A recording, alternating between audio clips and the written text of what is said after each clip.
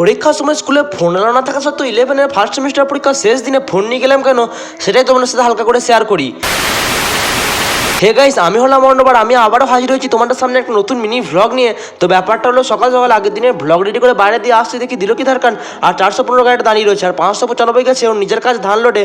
এরপর স্কুল যাওয়ার জন্য রেডি হয়ে বাইরে দাঁড়িয়ে টোটোর জন্য অপেক্ষা করছিলাম, আর টোটো আসতেই টোটো চেপে সুন্দর হাওয়া খেতে খেতে চললাম আমাদের স্টেশনে। আর এখানে দাঁড়িয়ে বাসের জন্য অপেক্ষা করছিলাম, কিন্তু বাস না পেয়ে টোটো করেই চলে এলাম স্কুল। আর স্কুলের ভেতরে এন্ট্রি নিয়ে নিলাম।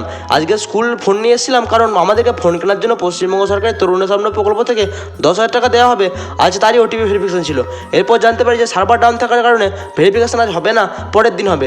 এটা শুনে আমরা সব বন্ধুরা রুমে বসছিলাম, কারণ আর কিছুক্ষণ পরে আমাদের পরীক্ষা স্টার্ট হবে। দেখা হচ্ছে পরীক্ষার পর। A few moments later. এরপর অবশেষে পরীক্ষা দেওয়া হয়ে গেলে স্কুল থেকে বেরিয়ে পড়ি, আর বর্ধমানকে আমি 2:45 ট্রেনটা পেয়েও যাই। এরপর ট্রেন ছাড়তে প্রাকৃতিক সৌন্দর্যের সাথে সুন্দর হওয়া খেতে খেতে চলে আসি আমাদের আমারুনে। এরপরই দেখা হয়ে যায় আমারই এক বন্ধুর সাথে।